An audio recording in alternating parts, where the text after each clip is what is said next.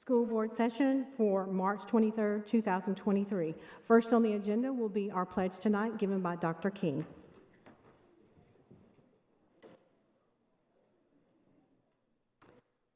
I pledge allegiance to the flag of the United States of America and to the republic for which it stands, one nation, under God, indivisible, with liberty and justice for all.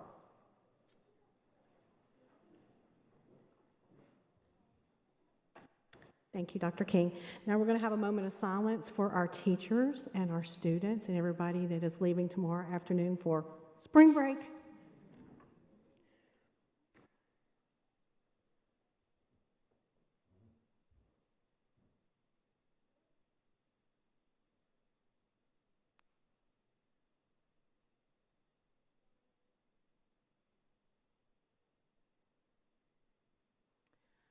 Thank you so much. First on the agenda is the approval of the agenda. I'll entertain a motion. Second. Thank you. All in favor say aye. Aye. Anyone wish to pull anything out or abstain? Approval of the agenda. Next one is approval of the consent agenda. I so move. Thank you, Mr. Young. Second. Thank you. All in favor say aye. Aye. Anyone wish to abstain? Motion passes for the agenda. Thank you so much. First, we have up visitors, and first on our list is Miss Cheryl Riley.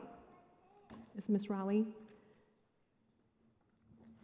If you'd like to come to the podium, please, ma'am. Got 3 minutes. I'm Cheryl Riley from Smyrna, Tennessee, and my family has moved here. I've been here about 4 years. We retired in the Smyrna area. One of the reasons we retired here was because of the A+ ratings in the Smyrna schools. Since we've been here, my grandson, age 6, has started kindergarten at Stewart's Creek Elementary. We're having a bad overcrowding problem at our school.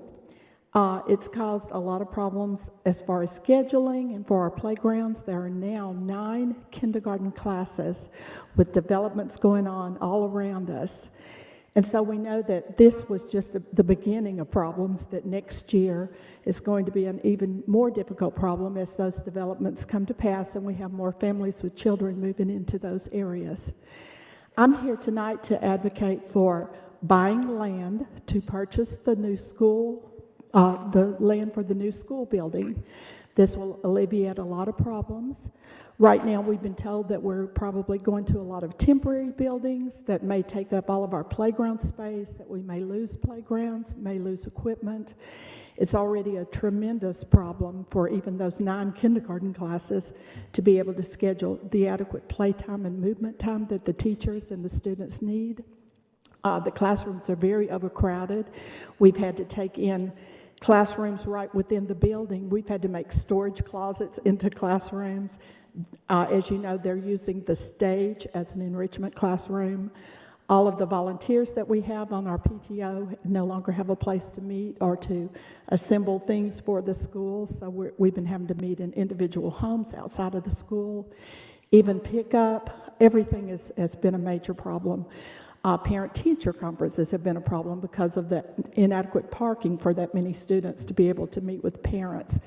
I just want to see our schools stay the best, stay the top, to encourage families to keep participating in the Smyrna process and in the process of making our schools great schools and keeping them great schools.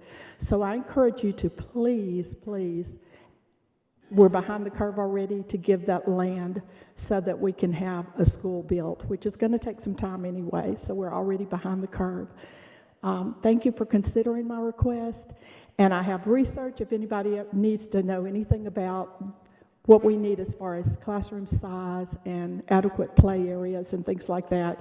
I would be glad to serve on any committees or talk groups that could help out in that situation. Thank you. Thank you so much, Ms. Riley. Our next visitor is Mr. Jonathan Grantlin.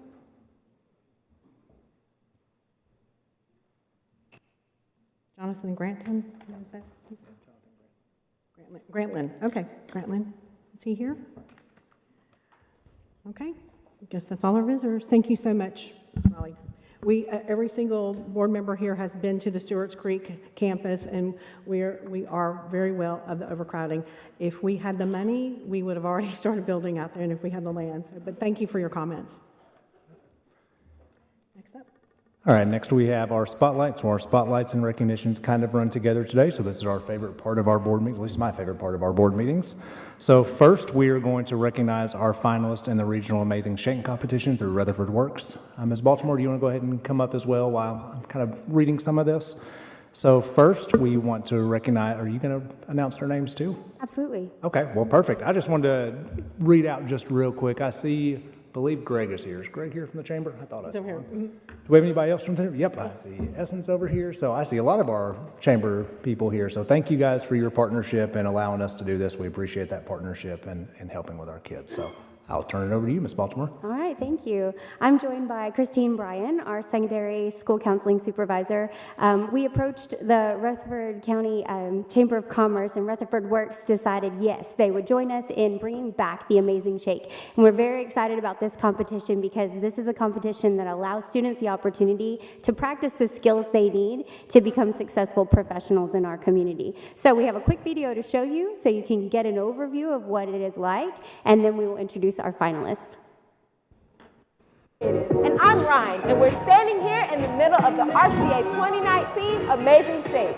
Today, the students at RCA are being tested on their soft skills, professional knowledge, interview etiquette, and poise under pressure. From being interviewed by Miss America to commentating on historical events to practicing bedside manner and remaining calm in difficult situations, the students are required to be sharp and on point. But it doesn't stop there. Today, students are answering questions on the government shutdown, delivering flawless commercials, and trying hard to get the job as they are interviewed by corporate executives. It's a day filled with lots of surprises, drama, and fun, all while learning valuable life lessons.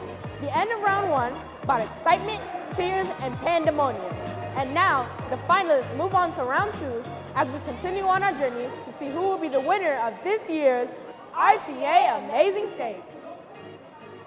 So you can see the mass pandemonium that occurs, but it is a lot of fun. And our two finalists, Mac Tuggle and Trinity Mormon, they went to the Amazing Shake competition in Atlanta last weekend and competed against over 300 other students from around the world. We're very proud of them. Mac, come on up. Mac is from Homer Pitter Campus School, and he is joined by his principal and assistant principal and his school counselor. We're very proud of him. He just wants to say a quick thank you.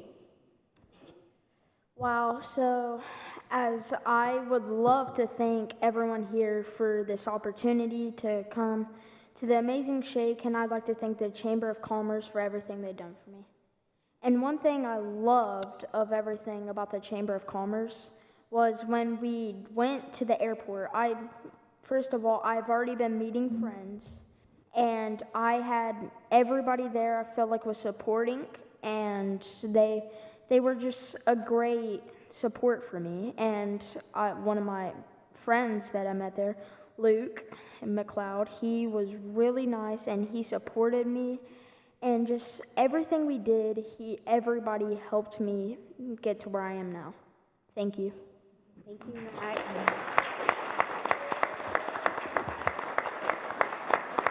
And Trinity Mormon from Thurman Francis Arts Academy. She's joined by her principal, Jeff McCann, and her mother and grandmother. And we're so proud of Trinity. She placed 60th overall, which was a very high placement for someone who had never been to this final program. So we're very proud of her.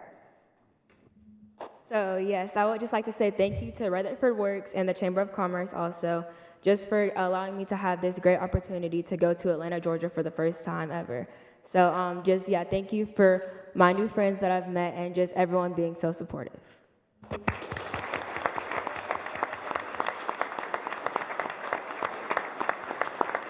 Last thing, we just want to say a huge thank you to Rutherford Works, Greg Jones with Rutherford Works, please stand. Caitlin Sawyer, Essence Briscoe, please stand. We really want to thank them. They are going to bring it back next year in a big way. We hope for our elementary schools and middle schools to all join us next year in the Amazing Shake.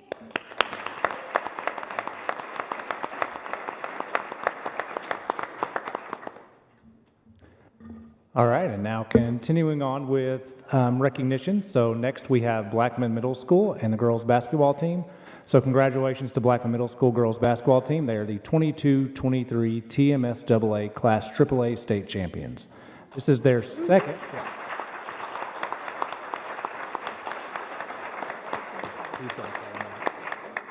So this is their second consecutive state championship. Over the past 2 years, Blackman Middle girls basketball has had a combined record of 44 wins and only 4 losses.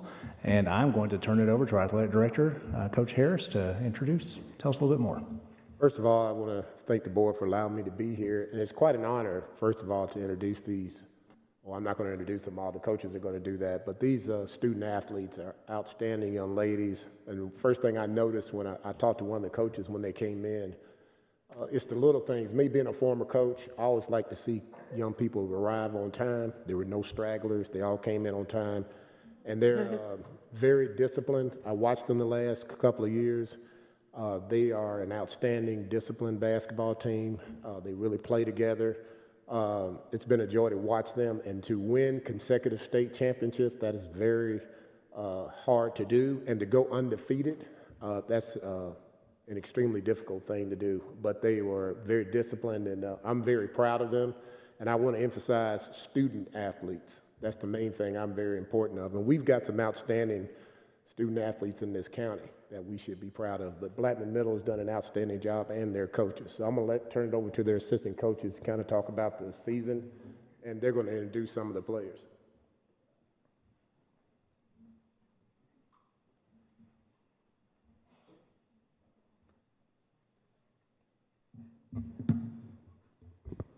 Hi, I am Sidonia Thompson. I'm one of the assistant coaches at Blackman Middle. They call me Coach T.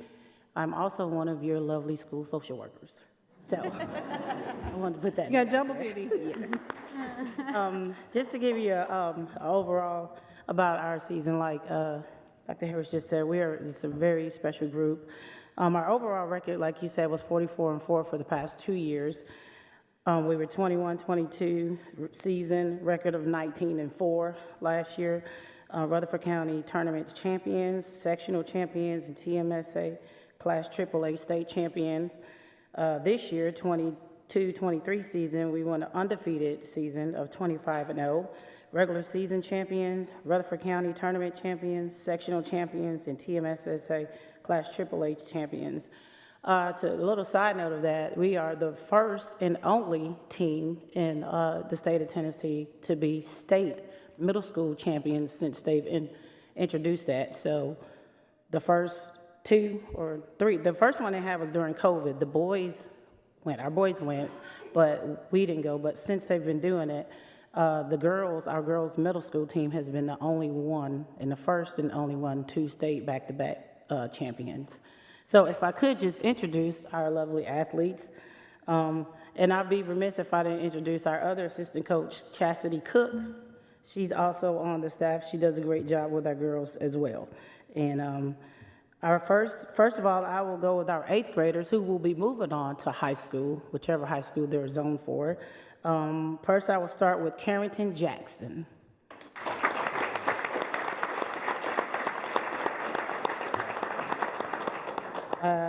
Our next player is Ariana Lannis.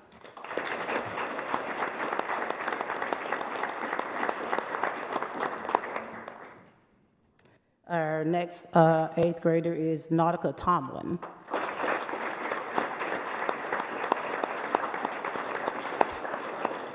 So as you can see, we only have 3 young ladies that will be leaving our team for this year. And so our next group of ladies that I'll call will be returning to us.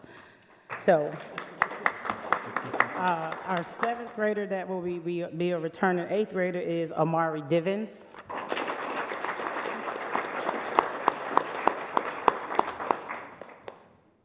Samantha Gardner.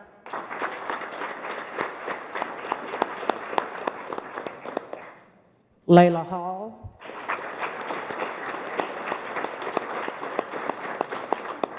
Madison Jackson. Missouri Johnson.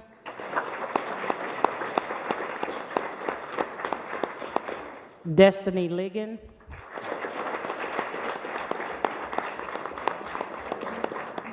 Aaliyah Smith.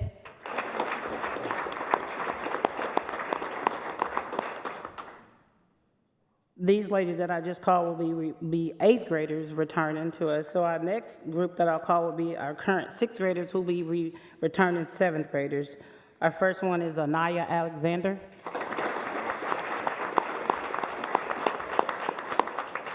Cameron Brewer. Natalie Kozer. Madison Crawford. Dee Dee Jackson. Addison Moore. And Lola Williams.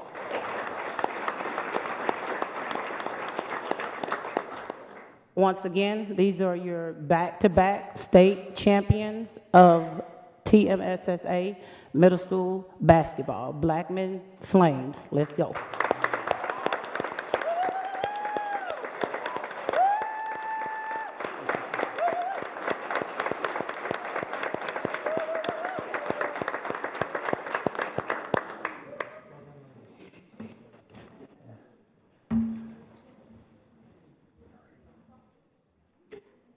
Well done. When the meeting is over tonight, you will be able to see this video and be able to share it with your parents and grandparents. And Mr. Evans wants you to go to the foyer so you can have another picture made. Thank you so much. Okay, next. All right. Yes, that'd be great. Yeah, amazing shake. You'll hand out or go outside as well. All right, our next recognitions, we have several recognitions tonight. We have Dr. Annie Ralston, our Special Education Director, who is here with us to introduce our Rutherford County School social workers and talk about kind of our program there. Okay. You have to bring it down a little bit. I'm a little bit shorter and I'm even in heels. Okay. So in my job, which we are not here to talk about my job, but I get the esteemed pleasure to work with our social workers.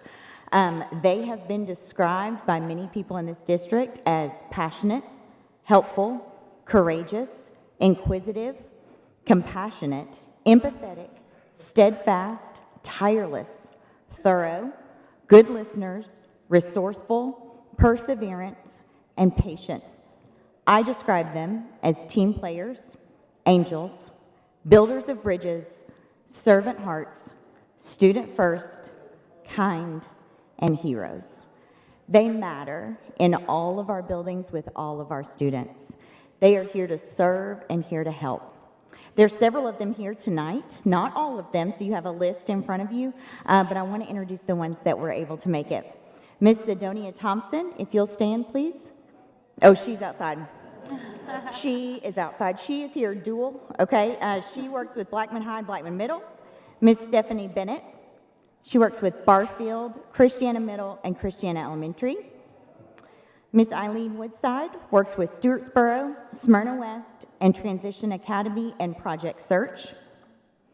Miss Hafsa Abed works with Whitworth Buchanan, Central, and Holloway. Miss Lynn Farrell works with all of our IPKs, and she is the IPK lead. Miss Allie Brislin works with Rockvale Elementary, Rockvale Middle, and Rockvale High. I'd now like to introduce you to a very important person. This is Tracy Wise. She is our lead social worker. She answers all of my questions and my calls all the time. She works with Laverne High, Smyrna Middle, and everybody else. Okay? Thank you, Dr. Ralston. Good evening. Well, we are grateful for this opportunity to be here. I think the last time we were here was 2015 before the board. So we are very appreciative. I'm very proud that we have grown our team within the last couple of years. We went very quickly from 2012, from 12 of us to 19 of us. So that's thanks to you guys as well. And we are 19 of us, like I said, of mostly master's level social workers. So that means most of our team has a master's in school social work. The others have a bachelor's in school social work. Everyone is licensed by the State Department of Education as a social worker and may hold other licenses as well. So we do a lot. We just had National School Social Work Week. We all were so appreciative of the support we got from Dr. Ralston, from our supervisor, Ms. Kazabowski, and all of our individual school buildings as well. So we felt the love and support, and we're happy to be a part of all of our buildings. We offer a range of different services, and I do have a handout that you can have later, but it kind of outlines the main things that we do. Our job is very hard to define. We kind of live in that gray area of jack of all trades, direct services. We meet with individual students. We lead small groups. We meet with parents. We meet with school staff. We consult to help teachers. Anything we can do to try and improve that parent home to school relationship, as well as connecting them to resources in the community.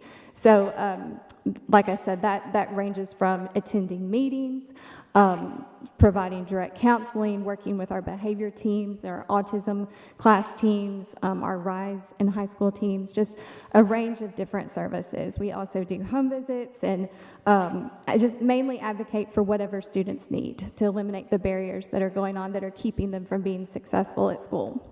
I could tell you that every single one of them have seen so much. We have so many stories we could share. But I asked them to kind of turn in or share a few with us or with you.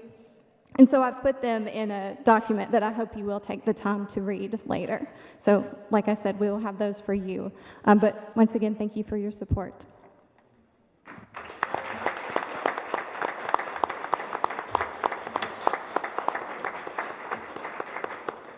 And I would also like to add, so our school social work team has grown over the last couple years, so we've been adding those positions. So we've talked at our budget retreat about BEP, which is our basic education program. It is not a requirement, but it is a funding formula, so they fund 1 per every 2,000 kids that we have. So we have 50,000 kids, but we only have 19 social workers. So you will see we are a little bit short on what we truly need from a social work standpoint. So we'll continue to advocate to add those positions as time goes on. But thank you, ladies, because you are having to serve more students than you probably should have, and I know you know that. There seems to be a little bit easier to fill than some of the other positions. Sometimes that can be, yes. So, Thank you so much. Number 9. All right, number 9, so Dr. Prince, Ms. Fleischer, so you guys get double duty as well because they're here to announce our Desmos Math Art Contest winners and tell you a little bit about that Desmos Math Art Contest. This was kind of Dr. Prince's brainchild, I guess, a little bit last year that we talked about, so. Yeah, Ms. Fleischer and I developed this competition last year. It was our first year, and we're excited to bring that back again this year. This competition allows students to be creative while learning math, while developing understanding of the Desmos calculator, as well as incorporating art into math class. And we had a lot of great submissions. Those submissions were judged based on creativity and originality, visual composition, how you use the math that you know, as well as detail and delight. And when we say detail and delight, you'll know what we're talking about when you see these here in a minute. But every graph that you see is all done by math. All of it is pure equations and math. And so when you see these things, it may not look like totally complicated, but it's full of equations, and every bit of it is built with an equation. And so we'd like to recognize our winners tonight. And so we'll start with the Integrated Math 1 and 2 category. In third place, Braden Johnson.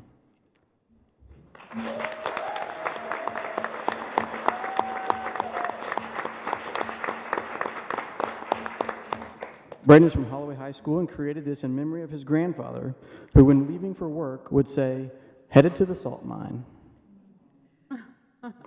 Second place, Mackenzie Young from the virtual school.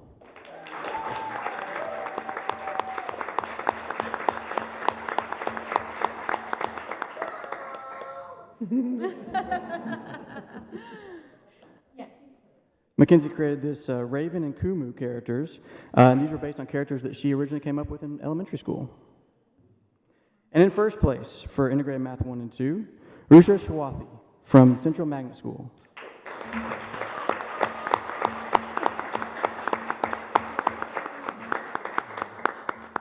And this is a jewelry box that she created, and as you can see, there's a little bit of movement in this one. The video was playing a minute ago, but there's a little bit of movement, and you'll see some more movement in the graphs that we see moving forward. All right, let's move on to the Integrated Math 3 and above category. In third place, Annalyn Trail from Blackman High School.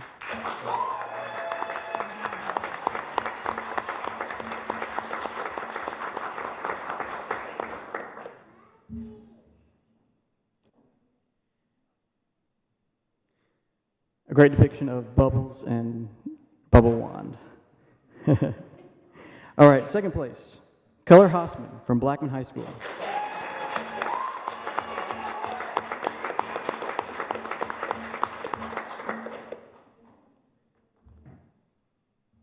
As you can see here, this is Starry Night, his version of Starry Night, so it's a great job there. In first place, from Stewart's Creek High School, Colin Sutherland.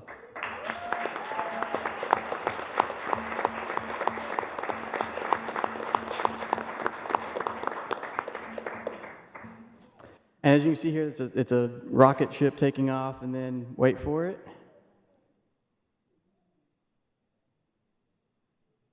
Now we're on the moon. Wow. You have a comet going back in the background there, and it's landing.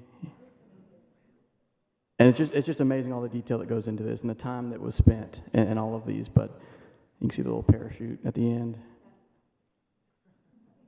Yeah, so great job, great job. And there's actually a $500 scholarship from MTSU that will be awarded to Colin. So congratulations. Nice.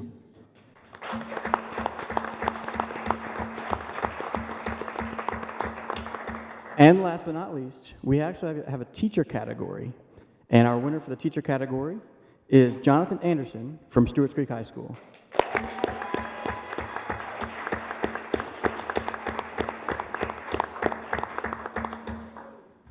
And you can see there's movement here with the carousel and the different things moving around with this. So just a lot of time, a lot of equations, all kinds of things that go into that. So we were just so excited for these students and teacher that they were able to use math and combine it with art to create these projects. So congratulations.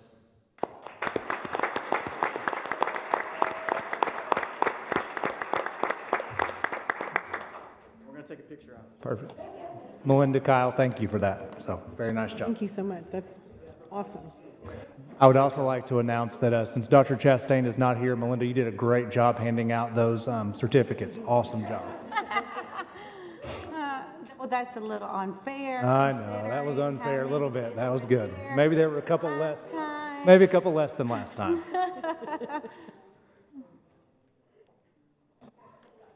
I know. Yeah. You ready? Yes, number 10. All right, number 10, we have Human Resources Tab 2, Substitute Teacher Services Bid RFP. Recommended approval, motion to award Advantage XPO, both the Murfreesboro and Smyrna-Laverne area for overall best bid as presented. Any comments or questions? We went over the details of this on the work session, and they were the best price. They were the, I believe, the lowest bid, and were the lowest and the one that we're having the most success with right now in fill rates. That's right, and we, as a committee, looked at many areas to assess their RFP.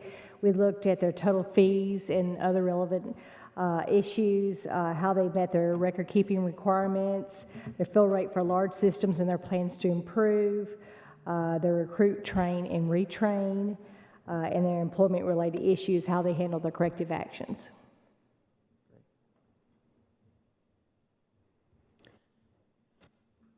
Move to approve. Thank you, thank you, thank you. I will be abstaining from this vote, but all in favor? Aye. Anyone wish to oppose? And I'm going to abstain. Motion passes. Thank you. All right. One thing you will notice from Human Resources that is missing, we talked about it at the board work session, Ms. Bratton. We were trying to make a motion for that, but since we didn't, it was at the work session, we decided not to need to discuss that. It is around our ancillary products, and so I've asked the board for another month for us to be able to truly see if that's something that we need to do for a county. So that's why if you were at the work session, there was no need to move to, or I guess, table or anything, we just moved it, okay? All right, number 11, ESL High School Enrollment Facilitator, tab 3. RCS has experienced tremendous growth in our high school immigrant student population. These students have unique challenges, and the ESL department is requesting a high school enrollment facilitator to support these students throughout their high school years.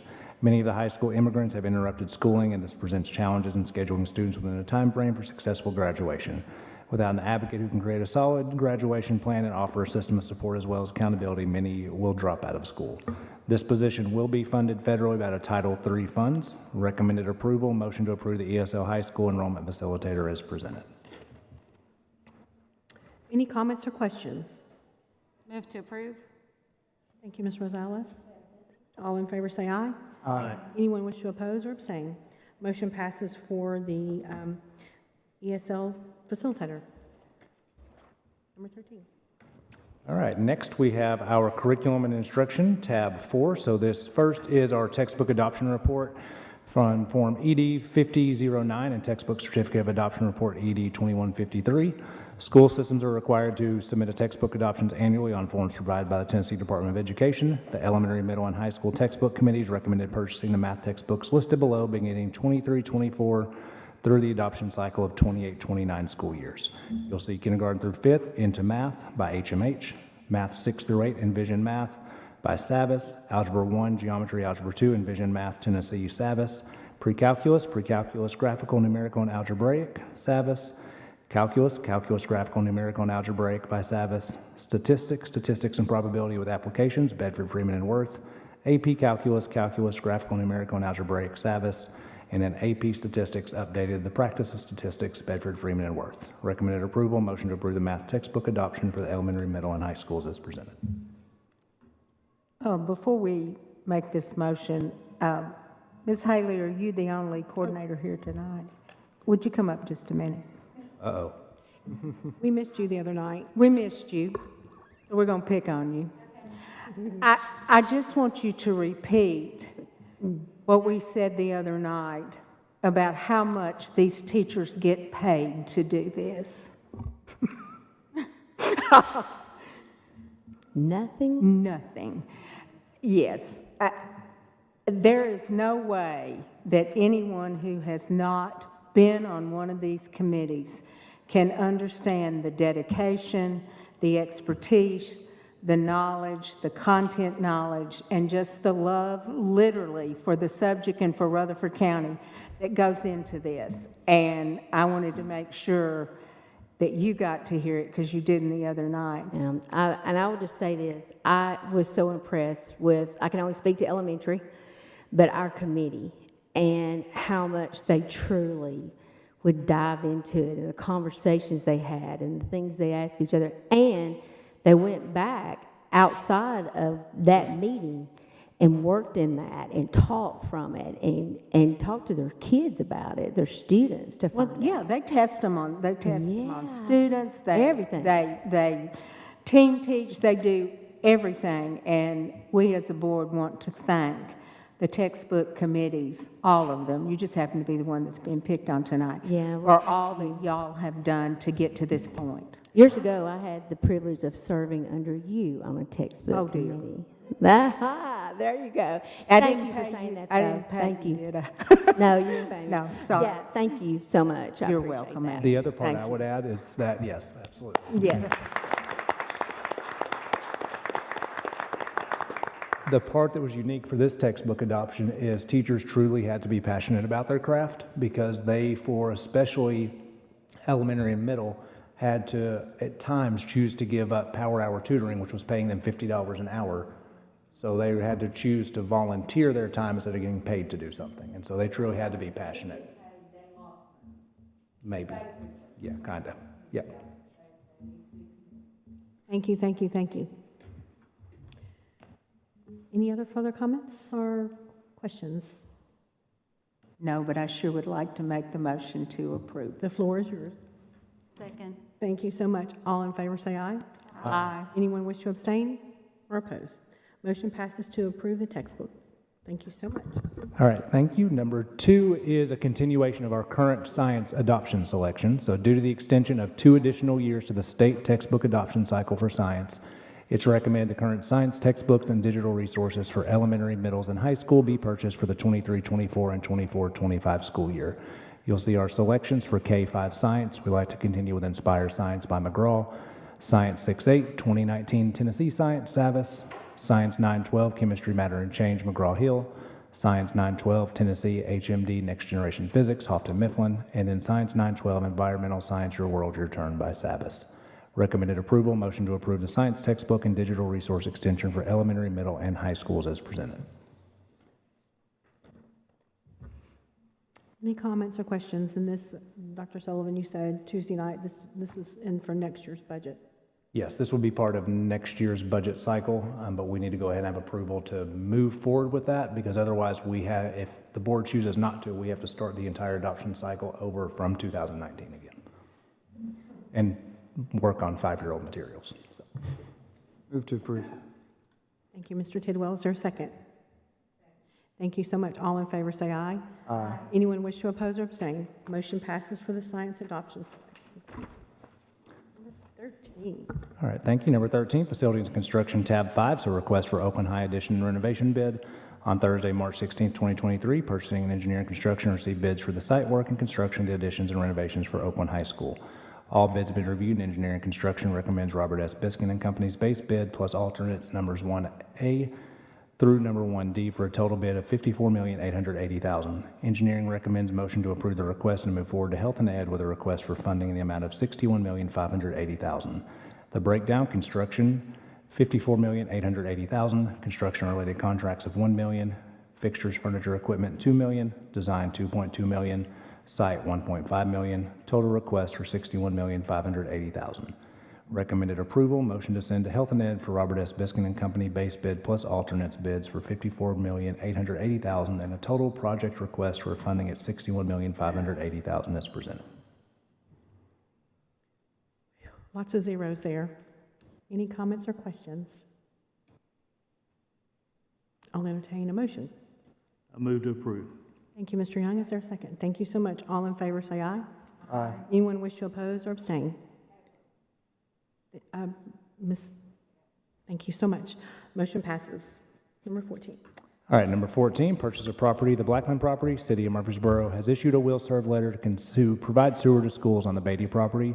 The will serve letter is contingent upon certain amendments to the city's ordinances and normal requirements for sewer. The city has worked well with school system staff to get sewer to the Beatty property. The amendment to the city ordinance will require approximately 30 days. As previously reported, all test results have shown normal conditions for construction. The property is under 2 contracts. One contract is for 59.1 acres. The second is for the house and 2.29 acres. The parcel consisting of 59.1 acres is appraised for $4.5 million. The house and surrounding 2.29 acres have appraised for $730,000. Both contracts have been amended to provide for the purchase of the properties at the appraised prices. The purchase will be contingent upon approval of funding by the Rutherford County Commission. The Beatty's agreed to extend this inspection period to May 15th. Recommended approval, motion to approve, move. Proceeding with the purchase of the Beatty property subject to the city providing sewer and county commission approval for funding, and to proceed with requesting county commission approval for funding as presented. Any comments or questions? Yes, I have something I would like to read on behalf of a parent who asked me to read this before the board, who has a child in one of the zone schools that's overcrowded, that the proper buying this piece of land will relieve overcrowding. Good evening, board members. I am a parent of a child at Stewart's Creek Elementary School. For the last 3 years, I've been part of the PTO and seen a number of students at the elementary school explode. I've witnessed the staff at Stewart's Creek Elementary School turn every nook and cranny into a classroom. The increased numbers do not allow for any extra visitors or activities such as parents eating lunch with their children or school programs. We desperately need new schools. It is imperative we take action in purchasing land now to take care of the growth that is happening. Currently, multiple neighborhoods are being constructed down Rocky Fork and Amoville Road, which is zoned for Stewart's Creek Elementary. Once these houses are completed, what will we do with these children? Portables are only a temporary solution. Portables do not create more bathroom or lunchroom space. Please allow the purchase of this land so our children can get the quality education they deserve. Thank you for your time. I also want to add that I spoke to another parent about the motion of tonight's agenda to buy the Beatty property, and I was met with extreme excitement. And I'm not giving in quotations. I am excited and hope that the purchase of the Beatty property goes through. So with that, I make the motion to proceed with the purchase of the Beatty properties, subject to the city providing sewer and county commission approval for funding, and to proceed with requesting county commission approval for funding as presented. Just a quick question on that. So if the city, they're voting on it tonight, right? The council? Technically, they were supposed to. It is not on their agenda tonight, so I got a call right before this started that it'll be on their April 6th meeting. But it is subject to that. Yes. Correct, yes. I'd like to second the motion. Thank you, Mr. Young. Do we need to do a roll call? Yes. Yes. I would just like to state, I'm not against purchasing the Blackman property.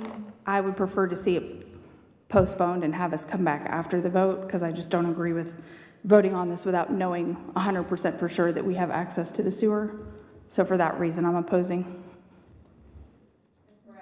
Yes. Yes. Yes. Yes. Motion passes. Number 15. All right, thank you. Number 15. So we talked a lot about this at our board retreat. So Fund 143 is our centralized cafeteria fund. So Fund 143, the board will officially adopt towards the end of May, or not end of May, that would be way too late. End of April, beginning of May. It is largely funded by USDA reimbursements for free and reduced lunch. The other funding is self-generated from students and parents and visitors for paying for lunch, paying for food, paying for all those different types of things. So yes, it goes through our general purpose school funds, goes for the county commission for approval, but it doesn't necessarily require funding from the county commission. Brian, we'll go into anything else other than that?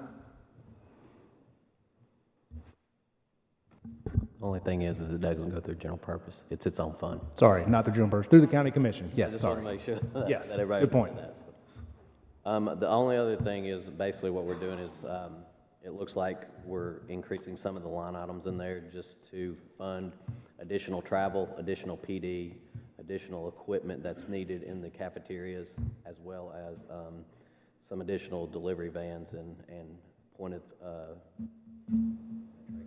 it's better than I can, but the point of service where they check the students out and parents. So there is going to be a little bit of an increase in the expenditure lines this time around.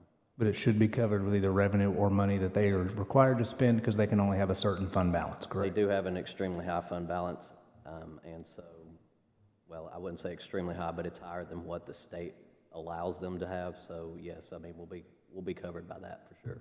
So. And the other part we talked about that is the frustrating part is that even though we have a huge, we call it bad meal debt, so fees that have not been paid for meals, we could not take funds out of 143 because it's federal to reimburse for those funds. So that has to come out of our general purpose budget. Okay. All right, next, John, if I can share this real quick. So we also discussed 177, which is our building project, our education capital projects. And so I wanted to go over just very quickly with people watching, and our board has seen this before. This is our certified tax rate from the county. This covers all departments for the county. So county general, you see solid waste, ambulance, highway, education, education capital projects, and then debt service. The large one we are looking at is education. And so this is the tax rate from 2021. This is the certified tax rate, and this is what was actually approved. So you will see last year, originally, we were looking at just that reappraisal amount of 76 cents for our property tax would go strictly to education. Our board approved in an effort of good faith we knew that a huge issue that was hurting our school system was deferred maintenance. So we moved 7 cents of this 76 to education capital projects, which we referred to as Fund 177. The reason I go over this is that when we moved this 7 cents, that in theory lowered our county commissioners' maintenance of effort. Because if these pennies would have stayed in education, their maintenance of effort would have been contingent on those pennies. So in an effort of good faith for us to address our own issues, we in turn lowered the county commission's maintenance of effort. I've talked to several commissioners, and I will continue to talk to commissioners, and something that I hope that we can all be on board with, since that was a show of good faith for us as a district to address. I am hopeful that although we have a lot of needs, we are not going to, in looking at our budget, hopefully ask for anything additionally. We're going to ask to be funded at the same level that we've been funded, which is maintenance of effort, but we desperately need these 7 cents to stay. Dr. Sullivan, how much would that have cost them had we not done that? So the 7 cents would have been unshared, so you would have looked at 1.4 million for each penny, so close to $10 million. So that would have increased the maintenance of effort. So yes, the county commission, when they go to set the tax rate, they absolutely can go through and they can take this 7 cents, for example, and move it to pay for additions or any of those different types of things. That will cripple us as a district, and we would be back to that 4 cents. And so I'm having conversations with county commissioners. I'm hopefully we can all be on board and in unison as well. We are trying to go strictly with maintenance of effort, use TISA to fund anything additionally that we are asking for in our new budget. But we desperately need to keep that 7 cents that we in good faith moved last year to be able to address capital projects. So I have a question. So the 7 cents that you just said that rattled those numbers of 1.4 Yes. yield 20 million? 10 million. Oh, So, 10 yeah, million. So that's equivalent of 10 million. roughly. So, anybody, Brian, can you do quick math on the value of that penny times the 7 cents? Yeah, that was approximately what moved from our education fund into the capital projects fund. And also, the only other option, well, it's not the only option, but the 7 cents could, if the commission decided, they could move that from our capital projects into debt service. So that's another option for that as well. So right at over 10 million that would have been part. Yeah, of course, they could have changed the rate however they wanted, but just strictly on the 7 cents would have been an extra 10 million on our maintenance of that. But in that 7 cents added to the 4 cents and an increased levy tax to 11 cents, correct? Correct. Okay. And this is what we used to call the bull and nickel that during reappraisal went from 5 cents to 4 cents. Okay. And I would also add that Trey, was it 2 years ago? It used to be 7.5 cents, and we lost 2 cents. So there is I'm bringing this up because there's a history of that happening. Yeah, I understand. So what was the maintenance of effort before we moved that 10 million? What was the amount? I think it was 187 or what. I have to look at that. 187 million? Yeah, I have to look at the previous year, so I wouldn't quote me on that. I need to look to see what was the final state's maintenance of effort quote. Our maintenance of effort usually goes up because we add students every year. So as we add students, we add tax rate, it goes up. This year, it's currently right at 190 million roughly, Okay. estimated. Close to it. Yep. So we want to maintain that 190 million. Yes, the county actually can't go below 190. That is maintenance of effort state law. They cannot go below it. So we are asking, as we develop our budget, what our team is looking at is strictly just asking for the exact same amount, which is 190, with that hope and advocacy that please leave the education capital projects alone. Okay. And I'm having very good conversations with commissioners. Good. So just wanted to give you an update. If we lose that 7 cents, then we are going to go back to only having about $6.5 or $7 million to address capital projects, which is over $200 million in the hole. So that will fund maybe 1.5 HVAC projects, if that. Trey? Total number last year between the two funds, we were funded $17,909,810. And we're budgeting right now $17,909,810, which is the exact same thing we got last year. We're anticipating, or I am, that we're going to receive and expend the same amount in capital projects that we did last year. So the number I'm working with, I call it my target number. My target number is $17,909,810.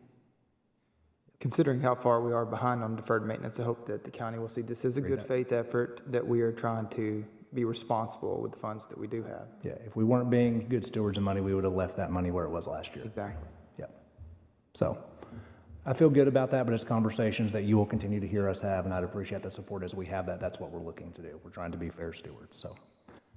Dr. Sullivan, I got a couple emails, I'm sure other people got text or something, just a high level of those that are going to get raises, like I had some Yeah. custodians and some maintenance and some EAs reach out, so if you could just give us I can.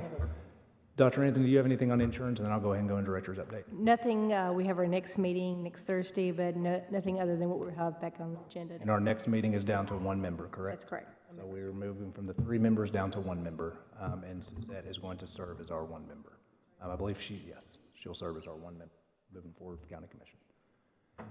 So a high-level view, so our salary study, and so I'm going to bring up both again like I did the other day, is let me go to our current salary structure, just so everybody can see. And I will have a full formal presentation targeting the 20th. If I can get it before then I'll try to get it before. But I want to give everybody, it'll be the 20th because you guys need time to scour over it before spring break and all that kind of stuff. There was even some questions on one of Mr. James Evans's favorite Facebook pages. Wow. So I hope it was favorable what everybody was talking about. It was favorable. Yes. We had a lot of excitement the other day. So let me pull up our current salary structure just so everybody watching can see. So there's 2 things we are looking at for classified. So when you're looking at classified, the first thing you notice again is that we have 7 levels. And it doesn't matter how many years you've worked, there's only 7 times for you to move forward.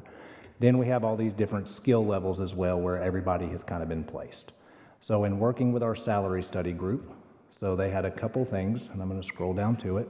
And again, we talked about this the other day. If anybody wants to watch that as well to make sure that all the numbers are still the same, I promised. Well, they should be. I've been updating things as we move forward.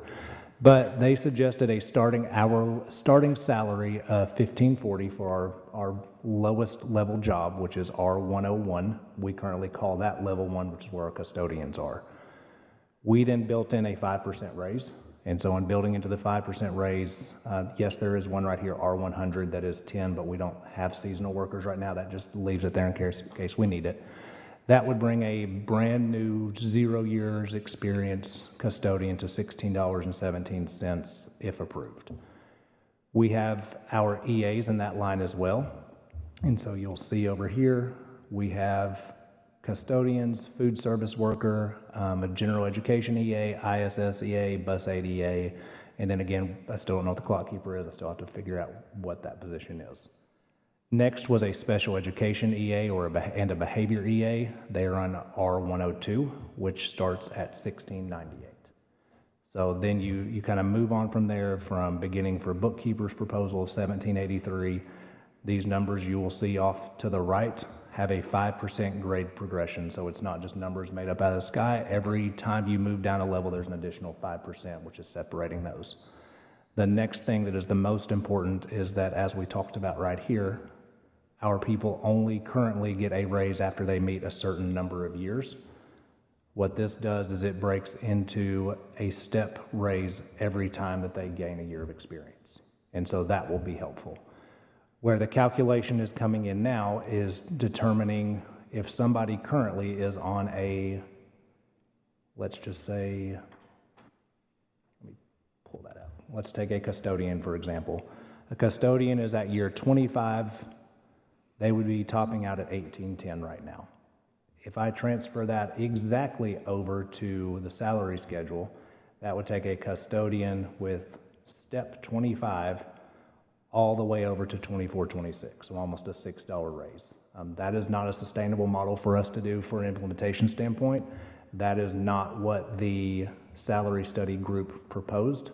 So they proposed 2 different things. They proposed one, do you bring to everybody to the bare minimum of where they are?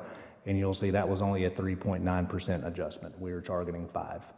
Their next one was bring to a minimum plus a step. So you basically bring everybody to the minimum and move them up a step. That's not something I'm looking for this next one, but that's where you see the difference. If we moved everybody strictly, like that custodian with 25 years that's on step 7, if we moved them to step 25 all of a sudden, that would be our budget impact, and that is almost half just for classified staff of what we would get. All that to say, I am working on calculations. So if I'm working on calculations, and I will have all of this done in a much prettier chart. I showed this the other day. This is truly, so we worked on it again today. So if you were taking a brand new custodian, right now they'd make $13.92. They would make $16.17 under this proposal. A brand new custodian's raise would be 13.91%. So that is a huge change for us. Classified is where the biggest number of changes are. Classified custodians, general ed has a change as well. You'll notice it's not as high as custodians because they're already a level above custodians. And then special education EAs are their own, so they have a bigger jump because currently they are lumped in with general ed education EAs. And we've talked multiple times about how that is a different job from general ed to special ed. When we were looking at certified, we did the same thing, and this is the one that I'm still working on. So if you look at certified, let me scroll that over and get to our certified current scale. I knew, again, classified was our biggest one we had to address. That's the one I made sure that we worked on first. Our current certified scale, so you will see that the minimum brand new teacher starts at 44,930. So what we are looking at is same exact thing, proposed certified pay plans. Let me move over. And again, I apologize, these spreadsheets are hideous. That is that amount. If you take the 44,930 divided by the 200 days of a teacher's contract, it comes out to $224.65 per day. There's the 5% raise, which brings the proposed new minimum to $235.88, which per year starts a brand new teacher off at $47,176. All that to say, we're going to run into the exact same thing here that we ran into with classified.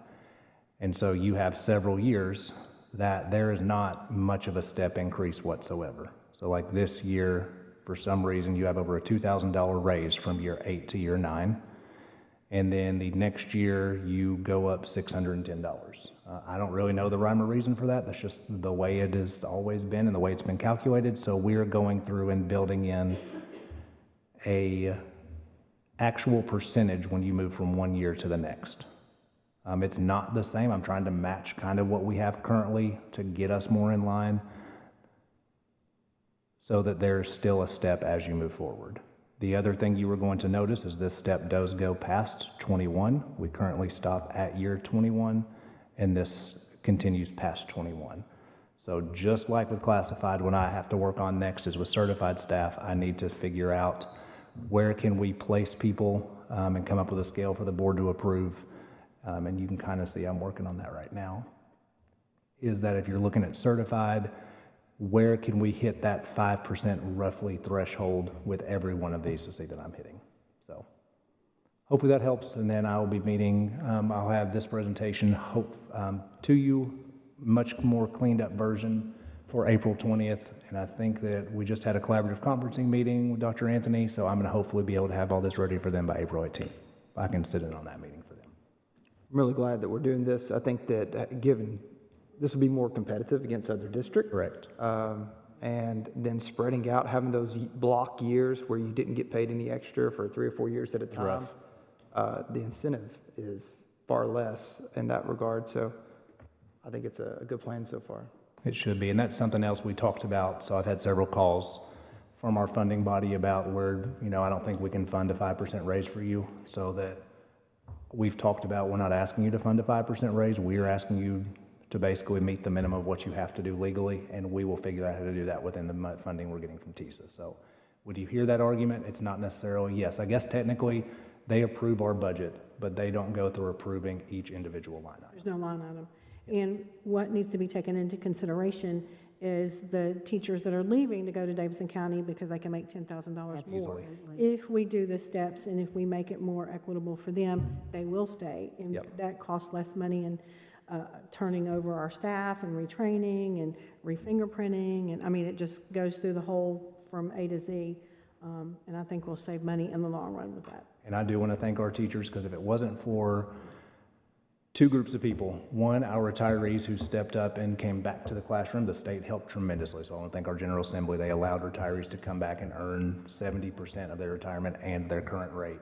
The second group is our teachers who were able to pick up an additional class during their planning period that we were able to supplement them with a stipend. That is going to burn our staff out, and we've been able to maintain and struggle in some areas, but really be able to maintain and thrive as a district. I worry about how long that's sustainable, and if we don't have people in the classroom and the jobs, really, the curriculum we just adopted, none of that, the buildings don't matter. So, appreciate it. Dr. Sullivan, where do ESL, EAs fall on this? I don't know. That's the Okay. honest answer. Just Right wanna- now, they're under general ed EAs, and so Okay, want to take a look at what they do? we will. Another part, so Dr. Chastain's not here, but something we have talked about internally was that we need to look, so ESL EAs are not required by the state. That is something we do ourselves. Is there maybe more of a blended need to have ESL EAs for some of our high or need schools, but also have a specific translator for each school as well? Good. So that But is, we're looking at it. yes, we are. Thank you. Thank you, Ms. Bratton, for Yep. asking. Is that it? That's all I Okay. got. Ms. Rosales, do you have an update for us? Yeah, I do. So I was at the Capitol on Wednesday, yesterday, and there was a lot of buzz and a lot of activity. I do have a clarity in the amendment that I spoke about, the third grade retention and promotion law. So the piece that if a third grader scores on the 50th percentile of a universal screener and on approaching category of the TCAP ELA exam, that is an exception. It does not require, my understanding, and I spoke with a rep, and I asked him not once, but twice, that it truly is an exemption and does not require an appeal by parents. So I think that is going to be some relief to a lot of parents, knowing that there is an exemption to children that that score. So I just want to thank, I have to thank Dr. Chastain and everyone in the instruction team and you, Dr. Sullivan, for really giving me information, and I was able to really advocate and get them to understand the impact of what that law will look like if it was applied this year. So thank you so much. I really appreciate that. Second of all, there was a lot of yesterday talk about safety. There are 3 bills in regards to safety. I don't know the names or the bill numbers. But one in particular, it's still a lot of talk, it's still in committee, so I just need to rephrase this, that it's not gone out of the education committee, so it's still in the committee. But this one particular bill will look at it, will have stipulations and requirements for every school, and will require every school to lock the doors. And if their doors are not locked, there's a possibility they could get some kind of fine. Now, however, this fine, I was told, it was said during discussion, it's not going to be a huge significant amount. But there is a particular bill that is talking about that. And there was a couple of others as well. So and I will provide an update of what actually comes out of committee, because the backlog is pretty long and it's getting larger and larger as they're coming out of K through 12 subcommittee before it gets to the education committee. And the Senate also picked up a bill about SROs to get more funding for SROs. So that's a good thing for every school. It came out of the education committee and is headed to the finance committee. I tried to get the fiscal note because it wasn't on the website, but there is a fiscal note, meaning that there is a funding for it, and I don't know how much that's going to cost. So looking at that is going to be a predicament of how much it is. I know that the governor's budget is allocating money and funding for safety, so it's going to be interesting how much of that funding is going to go to some of these bills that are being passed. So I think that's all I have for right now. Thank you. Dr. Sullivan? Yeah, I had 2 I just wanted to bring your attention. One, I know that Mr. Tidwell and several, actually all of us, because we've had an issue internally with this. So 2, one that I think is, so you hear about public education, you hear about public education advocates who gets frustrated sometimes with politics, and I know that this is not on the forefront of anybody's mind, but it's something that when we hear people talk about, it just kind of gets lost in translation. So one, it was Senate Bill 1139. So Senate Bill 1139 did not pass Senate Education Subcommittee. In fact, it did not even get a second. There are a lot of problems with that bill, but that bill was targeted at, and I'm not getting into the politics about vouchers. There's one thing I wanted to bring up about what it said. It was requiring, among other things, for private schools that accept vouchers would have to publish school library collections. That is what is a requirement of us as a public school. And so that is where you hear we're fine with those type of things if we're playing by the same rules. So it didn't get a second. It had other things. It had lesson plans, all kinds of stuff that I wouldn't have supported, but wanted to bring that one up. The other one that has, that we've talked about is Senate Bill 0817. So Senate Bill 0817, it is the Tennessee Higher Education Freedom of Expression and Transparency Act. So we have dual enrollment in a lot of courses that are taught and partnered with local universities. Local universities, no matter if it's our students, if our students enroll in a course for college credit, then colleges and universities have academic freedom that allows them to teach pretty much as they see fit within their curriculum. This bill, as proposed, would require them to meet the exact same requirements that we do as a public school system. So that was Senate Bill 0817. Didn't get a lot of conversation yesterday, but it was one that, when you can't sleep at 1 in the morning, you're scrolling through the bills you didn't realize that you missed. That was one I found last night. So. I want to make one clarification about the third grade retention. It got out of the education committee, so it's going to make its way towards other committees so that it can get to the General Assembly so that it can be voted on. So that had to be clear. I had to clarify that. Okay, general discussion. I've got a few things. Anybody? First of all, go ahead. Oh, I'm sorry.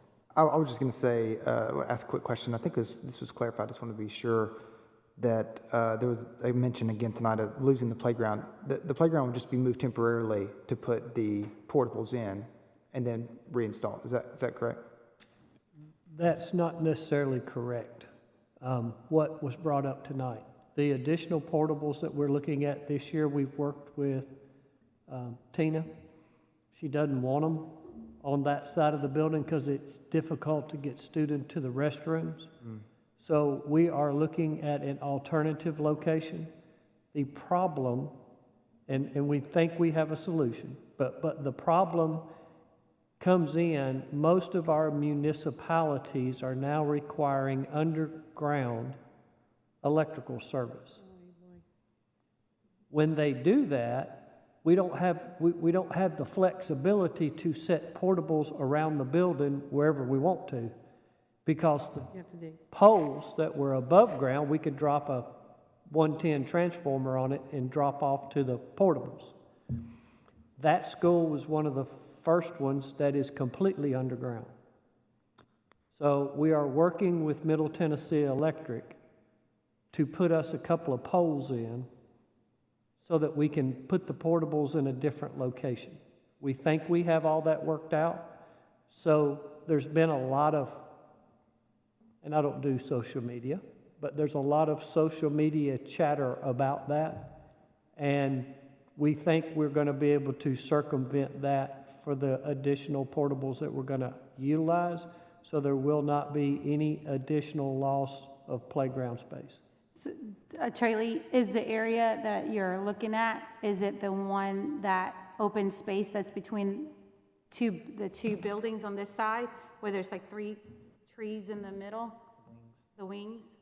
Is that where we're looking at? No, it's in a different spot? we're looking on the side facing the high school. Okay. Well, thank you for clarifying that. Which is not going to be beautiful, Right. but it's the location. Another thing I would like to say is, as far as the Amazing Shake competition, I got to be a judge on that. It was awesome. Actually, it's one of my favorite things that I've done so far with this in this position. I love everything they're doing with it. I love what it's teaching the kids, how it's putting them in these positions where they have to think on their feet, and just seeing that in action. It was truly impressive. I would love to see and be a huge advocate for expanding that to as many elementary schools or middle schools as are willing or even twisting their arm a little bit. Young man that won, I judged him in the BizTown and auditions, which are similar to the Great Shake. It's the same kind of greeting you, interviewing for a job, eye contact, and you saw me get up and go back there and hug him. I gave him a perfect score, and that's hard to get in that contest. So he definitely would be one that deserved to be there. You're so poised and confident and everything. It's wonderful. I'm going to say one last thing. So at the STEM fair, and I mentioned this to Sullivan, but I can't think of the guys' names. I think it's called the Science Guys. Science Guys. Okay, the Science Guys. So my kids are not crazy about science, but these guys, they made it so interesting. They had kids all around their table. I think they're already in our schools, right? They do some with our schools. I would love for them, if the board would be open to it, to come and present and kind of show some of the things they do and see if we can get them a little bit more involved. I'm not a big fan of science, so it intrigued me, yeah. It takes all kinds. It's all quite all right. Yeah. It's all good. I think that's a great idea. Good. Yeah, that's an excellent idea. So I echo that, what you say. Me being a science person. Yeah. Sorry about that. It's okay. It's all good. So I've got a couple of things. Raising Cane had their ribbon cutting today in Smyrna. It's a restaurant. It's on the east side of Old Nashville Highway, on the same side as Whataburger. And they donated $1,000 to our Smyrna High School band and $1,000 to the cheerleaders. So shout out to them. Thank you, parents. Shop local where they support our schools. So number 2, Miss Bratton is going to be on WGNS in the morning, so everybody tune in, call, and maybe give her some questions or something. We'll call and give her some hard questions. 10:30? 10:35. So, Miss. Oh, you won't. You'll be fine. And Laverne Lake is elementary is raising funds for their playground. And when I was there yesterday for their Title I, they told me that they were raising funds. I said, anything I can do to help you raise funds, I'm all for it. So, all that to say is tomorrow about 9 o'clock, I will be taking a pie in the face from the class that raises the most money. So, if y'all want to help that, anyone in the audience wants to help that. I don't know how many kids are in that class. Anyway, if you want to help that class, Tomorrow at reach your 9? goal. No, it's tomorrow in the morning. You have to have cash? Is that cash? No, if you go out to my Facebook page, Tammy Sharp, Rutherford County Schools, Zone 1, there are several links because you have to donate through the children. So the class that raises. Take a check. Yeah, is it cash or is it? Yes. Yeah, is it check or cash? You can What give is me, it? I imagine you can give me money and write it out to the. Well, I'm gonna be give here it to tomorrow, this. but I wanna know. It's Do we give Laverne you Lake PTO. Laverne Lake PTO. I've never seen so much enthusiasm. I mean, money's just pouring in. You have nailed this leadership thing. You got it, yeah. I'm all about raising some money. I did offer to kiss a pig or color my hair, but Sharp, they- I'm paying 20 for the video of that. Just Okay, so if you want to visit my Facebook page, there are several links out there. If you want to write a check, I'll take a check and take to them in the morning. Laverne Lake PTO, and we'll see if we can get somebody to go live, maybe on my Facebook or something like that. But we're still kind of ironing out exactly what time it's going to happen because it depends on what class raises the most money. So anyway, I think that's all I have to say now after that. Anybody else want to say anything? Thank y'all so much. Thank you, staff, everybody. Y'all have a great spring break, and we'll see you back here the first week of April. Move to adjourn. Thank you so much. We're adjourned.